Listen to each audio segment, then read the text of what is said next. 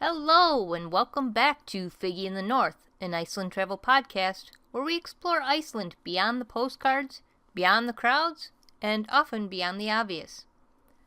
I'm Figgy, and today we're heading into North Iceland, a region that feels slower, quieter, and somehow more spacious than the rest of the country. This is where Iceland stretches out. The roads are longer, the valleys wider, and the sense of solitude deeper. North Iceland doesn't try to impress you all at once.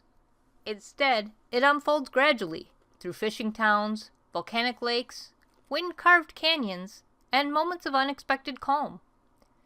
It's a place where you might drive for an hour without seeing another car, then stumble upon a cafe that feels like it's been waiting just for you.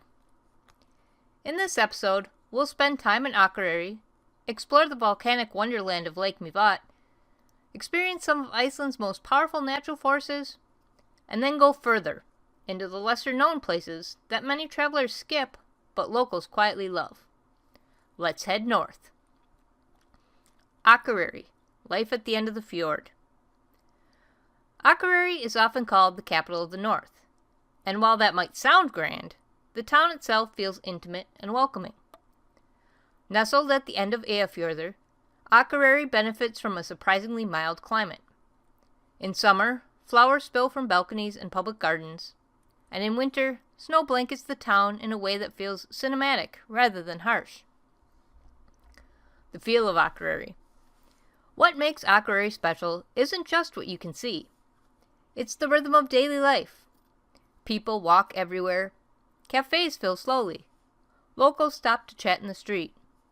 It's a town that feels lived in rather than built for tourism. The centerpiece is Akureyri, standing watch over the town. Walk up the long staircase, not just for the view, but for the experience of rising above the rooftops and watching the fjord stretch outward like a mirror.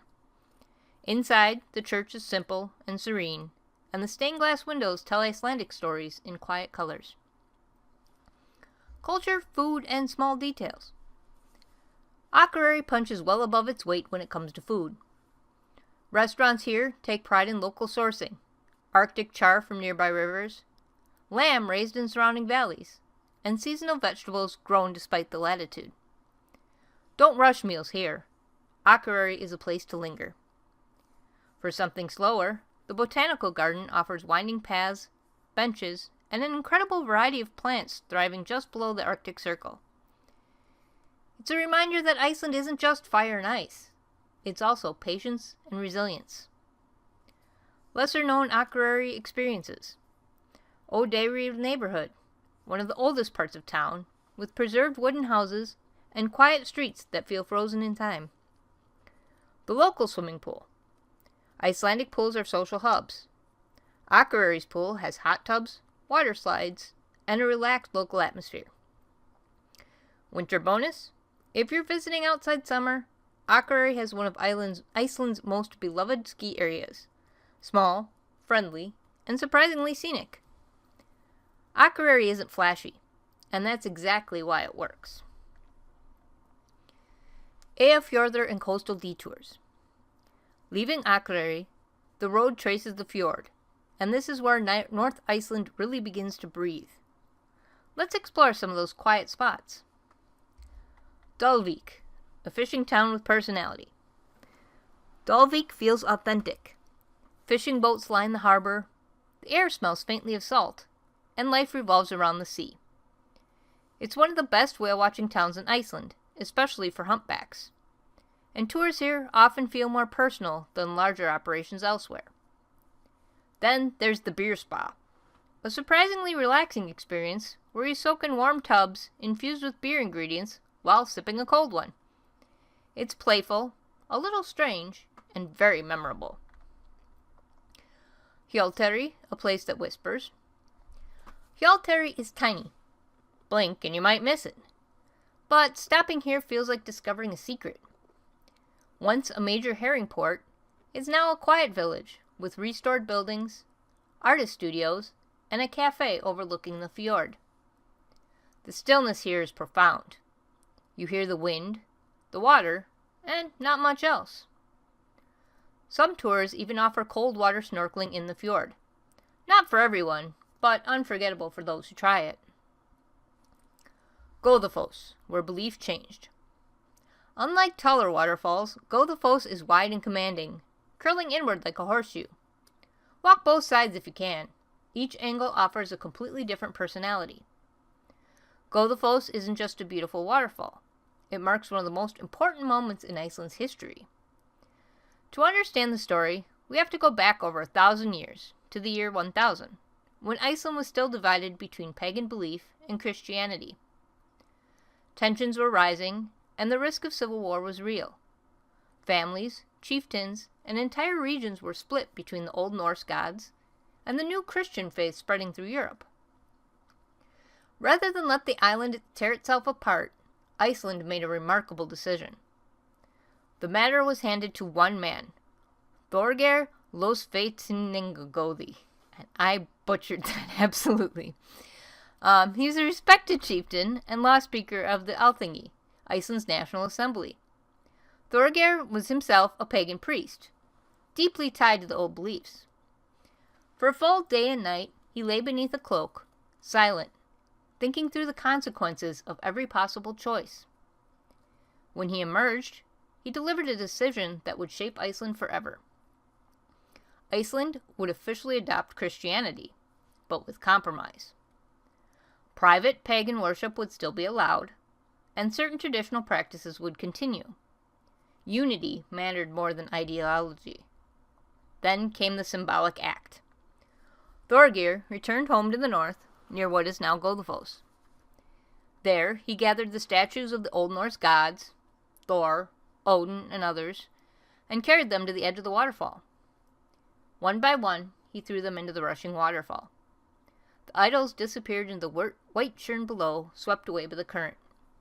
From that moment on, the falls were known as Goðafoss, the waterfall of the gods. Standing there today, watching the water surge over the curved edge of the falls, it's impossible not to feel the weight of that moment. This wasn't just a religious shift. It was a choice for peace, for unity, and for survival. Lake Mývatn, fire, steam, and silence. Mývatn is not just a lake. It's a living geology lesson. The entire region feels unstable in the best possible way. Steam rises from the ground, lava fields stretch endlessly, and the earth seems to hum beneath your feet. Dimmuborgir, lava gone wild. Walking through Dimmuborgir feels like wandering through the ruins of a city built by nature. Lava towers, arches, and caves twist into shapes that spark the imagination. Folklore places the Yule lads and the Icelandic Christmas cat here, and, honestly, it doesn't feel far-fetched. Hverir, the earth uncovered. At Hverir, the ground bubbles and hisses. Mud pots churn, sulfur stains the soil in yellows and reds, and steam vents roar like engines. It's raw, loud, and impossible to ignore. A reminder that Iceland is never fully at rest. If you're looking for some quiet corners of Mývatn, try Hofti Peninsula, a peaceful wooded area with walking paths and lake views. View the bird life. Mývatn is one of the best birdwatching areas in Europe, especially in summer. And check out Grotagel. Even without swimming, which is no longer allowed due to temperature fluctuations, standing inside the lava cave feels intimate and ancient. End the day at Earth Lagoon Mývatn, where the steam drifts slowly across the water, and the crowds are noticeably thinner than in the south. Arctic power, waterfalls and canyons. Dettifoss, controlled chaos. Dettifoss doesn't try to be pretty. It's all about power. The sound hits first, then the vibration, then the mist. It feels elemental, like the earth is reminding you who's in charge. Nearby Selfoss, not to be confused with the town in the south, offers a quieter, more elegant contrast. Often skipped, but worth the walk. Ásbyrgi, calm after the storm. Ásbyrgi feels almost unreal after the volcanic chaos. Birch trees grow in the canyon, birds sing, and the cliffs wrap protectively around you. Whether shaped by myth or flood, it's a place that invites stillness. Lesser known add-ons. This is where North Iceland really shines. Húsavík beyond Wales. Yes, Húsavík is the whole whale-watching capital, but slow down and stay a while. Walk the harbor, visit the small museums, and end the day at GeoSea, where hot geothermal water meets the Arctic Ocean. On a clear day, the horizon feels infinite. Hrísey Island. Time slows down. Hrísey is car-free, quiet, and deeply peaceful.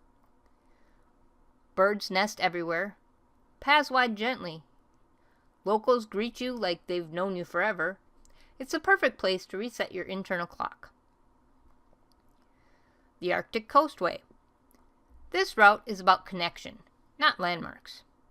You wind along the north coast of Iceland, away from the main ring road route. You'll pass villages that rarely make itineraries, see fishing boats pulled onto black sand, and experience a version of Iceland that hasn't changed much in decades. Krafla and the quiet lava fields. While many rush through Krafla, staying longer reveals its scale. Lava fields stretch endlessly, geothermal plants hum softly, and walking here feels like standing on a different planet, without the crowds. Why the North stays with you. North Iceland doesn't shout for attention. It doesn't overwhelm you with highlights. Instead, it earns your respect slowly, through space, silence, subtle moments. It's the pause between destinations, the unexpected cafe, the village you didn't plan to stop in. And once you've been north, a part of you stays there. Before we wrap up, if you'd enjoyed traveling through North Iceland with me today, I'd love for you to stay connected. You can follow Figgy in the North wherever you listen to podcasts. Leave a review if the show has helped you plan or dream, and share the episode with someone who's been quietly longing for the North. If you're building your own Iceland itinerary, save this episode for later, or come back to it when the road starts to stretch out and the crowds thin. And if you have a favorite northern spot or a place that surprised you, I'd love to hear about it. Thank you for being here, for listening slowly, and for exploring Iceland a little more thoughtfully.